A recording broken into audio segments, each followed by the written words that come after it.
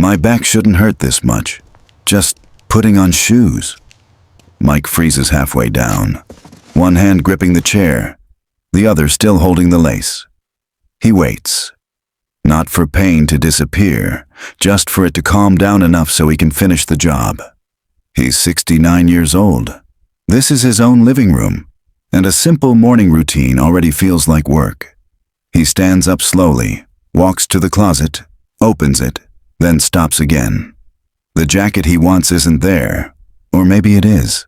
Somewhere, behind other jackets he hasn't worn in years. 5 minutes pass, 10. Mike exhales, not angry, just tired. This isn't drama. This isn't an emergency. This is something quieter and more dangerous. Because mornings like this don't feel serious. They just quietly drain you, one movement at a time. This isn't because Mike is lazy, and it's not because he's careless. According to the CDC, adults over 60 are far more likely to get injured at home than anywhere else. Not because they're reckless, but because everyday tasks slowly demand more strength, balance, and focus than the body can give. What changed isn't Mike. It's the margin. His house hasn't adjusted as his body has. Every extra step, every unnecessary reach, every item he has to move before getting to what he needs, it all quietly taxes him. And the question that lands, uninvited, in the back of his mind is simple. If my home already feels heavy at 69, what happens at 75? That weekend, Sarah comes by. She doesn't say anything at first. She watches. She sees her dad pause before standing up. She sees him shuffle the rug back after nearly catching his foot on it. She sees him struggle with a drawer that sticks because it's packed too full. No lecture, no argument, just one sentence, said softly, like it matters. Dad, let's make your life easier. Mike doesn't answer right away, but something in him recognizes the truth of it. Not easier because he's weak. Easier because strength shouldn't be wasted on unnecessary friction. This isn't about cleaning. And it's not about minimalism. It's about noticing how many things inside a home quietly steal energy from the people living in it. There are 7 of them. 7 everyday things that most people keep. Not because they need them, but because they've never stopped to question them. They don't look dangerous. They don't look urgent. But together, they quietly take more from you than you realize. And once you see them, you can't unsee them. Today, I'm sharing 7 things you must throw out before 70, even if it hurts, even if you paid good money for them, because holding on to the past is stealing your present. Hit that like button and subscribe. Tell me in the comments which item you'll tackle first. Let's begin. Number 1. This is the first thing that has to go. Today. Mike looks down at what he's wearing. The same stretch t-shirt he's slept in for years. The fabric is thin. The collar sags. The pajama pants have a small tear near the knee that he stopped noticing a long time ago. It's just for home, he tells himself. No one sees me. And that sentence sounds harmless. Reasonable even. But here's the problem. He wears this every morning, every evening, every weekend. This isn't an occasional outfit. It's his default state.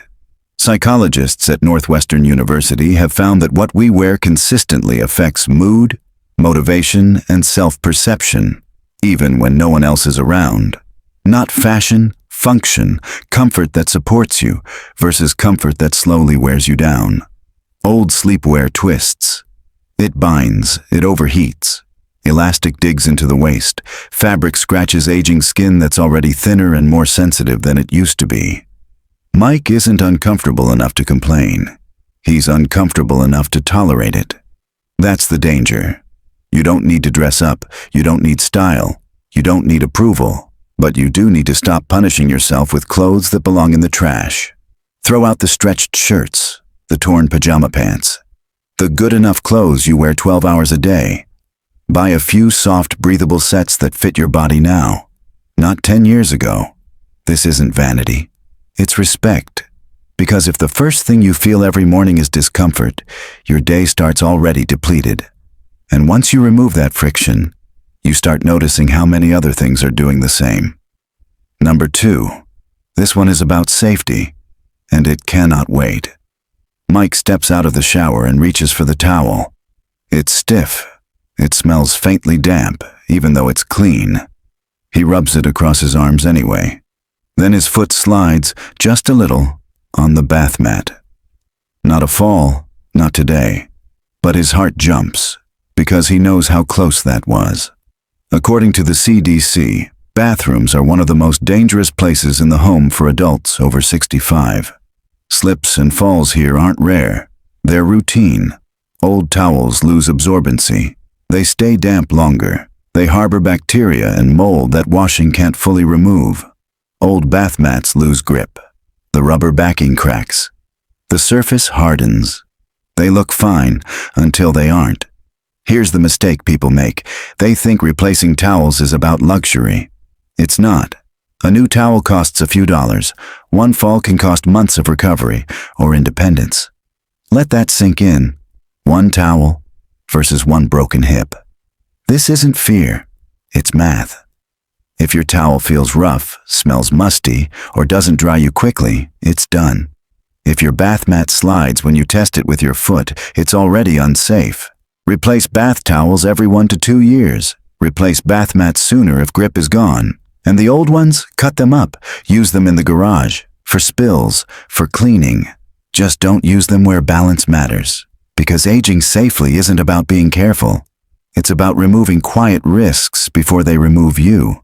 And once you fix this, you start seeing danger in places you never questioned before. Number 3. This one hurts a little, which is why it matters. Mike opens the closet and stops. The clothes here are different. Not worn, not stretched, not torn. They're hopeful. Shirts from his early 50s. Pants he remembers fitting perfectly. Jackets he hasn't buttoned in years, but still keeps pressed, still keeps ready. I might fit into these again, he says. Not out loud. Just to himself. Sarah doesn't argue. She doesn't tell him to let go.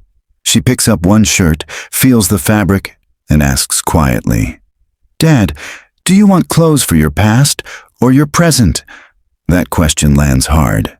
Because this isn't about weight. It's about time.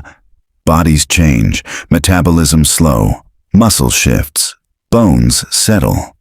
According to studies published in the Journal of Gerontology, body composition changes naturally after 50, even with healthy habits. Fighting that reality doesn't reverse it. It just creates pressure. These clothes don't motivate Mike. They judge him. Every time he opens the closet, they whisper, "Not yet, not good enough, try harder." That's not discipline, that's quiet self-rejection. Letting these clothes go isn't giving up. It's choosing comfort over comparison, presence over nostalgia. Keep clothes that fit your body now, that let you breathe, sit, move. You're not betraying who you were.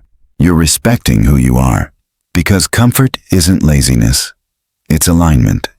And when your clothes stop reminding you of what you used to be, you finally make space to live as you are, today. Number 4. This one doesn't just take space. It takes energy. Every single day. The exercise bike sits in the corner, untouched. A thin layer of dust coats the seat. The pedals haven't moved in months. The treadmill is worse. It's no longer equipment, it's a hanger. Shirts, jackets. A hoodie Mike keeps meaning to fold. Every time he walks past it, he feels it. Not motivation, guilt. I should be using this. I spent good money on it. I'll start again soon, but soon has been 2 years. According to data from the National Institutes of Health, adults over 60 benefit more from consistent, low-impact movement than from sporadic, high-intensity workouts. Walking, stretching, balance. Simple movement beats complicated equipment. These machines promise health, but when they're unused, they deliver something else entirely. A daily reminder of a goal that didn't stick. That reminder weighs more than the machine itself. Here's the truth most people avoid. If you haven't used a piece of exercise equipment in 2 years, it's not waiting for you. It's judging you. Mike doesn't need a bike that stays indoors. He needs 10 minutes outside, a sidewalk, a block, then another. Movement that fits into life. Not equipment that demands discipline you no longer want to fight for. Sell it, donate it, give it away, free the space, free the mind. Because health at this age isn't built by machines collecting dust. It's built by motion you'll actually repeat. And once the guilt leaves the room, you start noticing what else is quietly making your home harder to live in. Number 5. This one decides whether you walk away or fall. Mike sits down to put on his shoes. The soles are thin. The tread is almost gone. He tightens the laces, then stops. His fingers don't move the way they used to. The knot takes longer, much longer. He stands up carefully and takes a step. The floor feels slick under his foot. According to the National Safety Council, falls are the leading cause of injury-related hospital visits for adults over 65, and footwear is one of the most overlooked reasons. Old shoes lose traction. The midsole compresses. Support disappears long before the shoe looks bad. Shoes with laces become a problem when balance changes. Shoes with smooth bottoms turn everyday floors into hazards. Here's the hard truth. At this age, footwear isn't about style. It's about stability. A shoe that slips doesn't care how much it cost. A shoe that doesn't grip doesn't care how long you've owned it. Mike doesn't need more shoes. He needs better ones. Slip-resistant soles, firm heel support, easy on, easy off, because one good pair of shoes can prevent a fall, and one fall can change everything. Independence, confidence, mobility. Throw out the shoes with worn soles, the ones that make you hesitate before stepping, the ones you manage instead of trust. At this stage of life, choosing safety isn't giving anything up. It's protecting everything you still have. And once your feet feel secure, you start paying attention to what's waiting for you when you open the door. Number 6. These are small things, and that's why they stay too long. Mike opens a drawer and pauses. An old watch with a dead battery. 2 pairs of glasses he doesn't wear anymore. A broken chain. A clasp that never quite worked again. He closes the drawer, then opens it back up. "I'll fix these," he's been telling himself for years. But here's the truth no one likes to say out loud. Things you've meant to fix for years usually never get fixed. These items don't take up much space, but they take attention. Every time Mike opens this drawer, his brain makes a tiny decision. Fix it later. Not today. I should deal with this. According to research from Princeton University, visual clutter, even small amounts, increases cognitive load and stress. Not dramatically, consistently. A watch that doesn't work isn't a tool, it's a reminder. Old glasses don't improve vision, they complicate it. Broken jewelry doesn't hold value, it holds guilt. If it hasn't been repaired in 2 years, it's not waiting for the right moment, it's waiting to be released. Throw away what's broken, recycle what can't be used, donate only what works. Keeping projects you'll never complete isn't practicality, it's postponed clarity. Mike clears the drawer. For the first time in a long while, it opens cleanly, closes quietly. And that silence matters. Because once you remove the small, nagging distractions, you're finally ready to face the things that take up real space. Number 7. This one hides in plain sight, and it quietly takes the most space. Mike opens the linen closet. Blankets spill forward, folded, stacked, doubled up, some thick, some thin, some he doesn't even remember buying. "These are for guests," he says automatically. Then he stops. When was the last time someone slept over? Not last year, not the year before. He thinks harder, maybe 5 years ago. According to housing studies published by AARP, older adults tend to store items for future use, far longer than those uses ever occur, especially guest-related items. Not out of logic, out of habit. But here's the reality. Your home is not a hotel. It's not a backup plan. It's not a storage unit for a life you no longer live. It's supposed to serve the person who wakes up in it every day. Old blankets collect dust. Allergens wait. They make closets harder to open, shelves harder to reach, cleaning harder than it needs to be. You don't need 8 blankets. You need one per bed, maybe one extra. That's it. The rest? Donate them to an animal shelter. They become bedding for dogs and cats. Warmth where it's actually needed. Letting go of excess isn't about being unprepared. It's about being honest. Mike closes the closet again. This time, it shuts easily. And standing there in the quiet that follows, he realizes something important. Clearing space doesn't just change rooms. It changes how a home feels. And what comes next isn't about objects anymore. Mike doesn't sit down right away. He stands in the middle of the room and notices something unfamiliar. It's quiet. Not silent, just lighter. For the first time, the house isn't asking him to do anything. And that's when it hits him. He never had too little space. He had too many demands. Older adults don't struggle because they lack discipline or organization. They struggle because strength becomes more valuable with age. And it has to be spent carefully. Mike wasn't surrounded by junk. He was surrounded by effort. Every object asked for something. Lift me, move me, work around me, take care of me. And slowly, that adds up. Letting go wasn't about being tidy. It was about conserving energy. Because energy now determines independence. The less your home asks of you, the more you have left for walking, for thinking, for living without rushing. This isn't about loss. It's about alignment. A house should support the body inside it, not challenge it. Mike thinks back to that morning.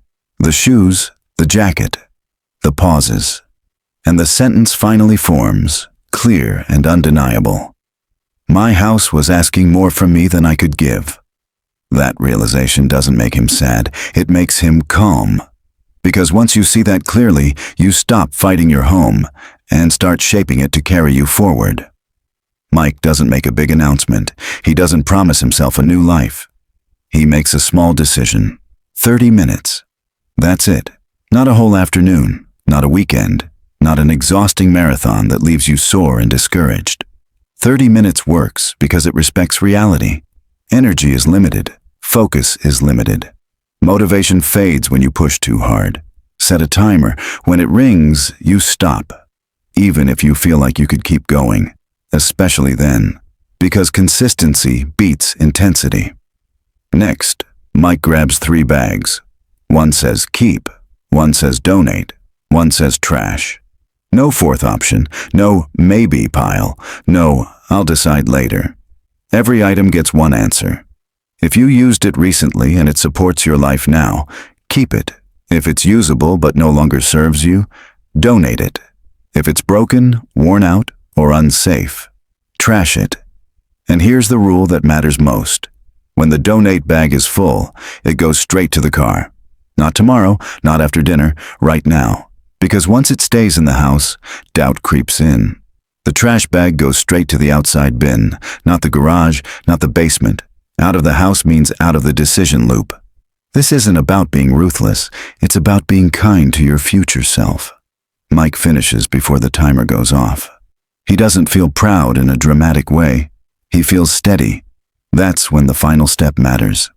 You reward yourself, not with shopping, not with more stuff, with acknowledgement, a good cup of coffee, a call to a friend, a moment to say, I did something hard today.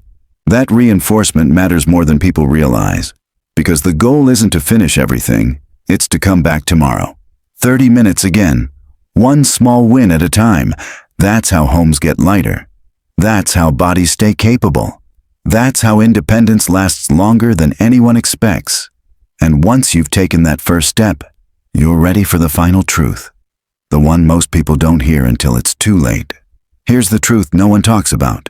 No one finishes clearing their home and says, I wish I had kept all that stuff. What people say, over and over, is something else. I should have done this sooner. A good life in older age isn't about owning more. It's about navigating less bending, less lifting, less working around things that don't serve you anymore. Your home shouldn't test you every day, it should carry you. Because peace doesn't come from empty rooms. It comes from fewer obstacles between you and a simple, comfortable day. You don't have to wait for an injury. You don't have to wait for exhaustion. You don't have to wait for life to make the decision for you. Pause, look around, choose one small thing, and remember this. Before you turn 70, don't wait for life to force you to let go. Choose to do it gently. Start today. Pick one category, 30 minutes. You can do this. Leave a comment telling me which item you're starting with. Are you tackling exercise equipment, old towels, clothes you don't wear? I want to hear from you. Your comment might inspire someone else to start too. If this video helped you, please hit that like button and subscribe. Share it with someone who needs to hear this message. Thank you for being here. Thank you for taking steps toward a simpler, lighter life. You deserve a home that brings you peace, not stress. Let's make that happen.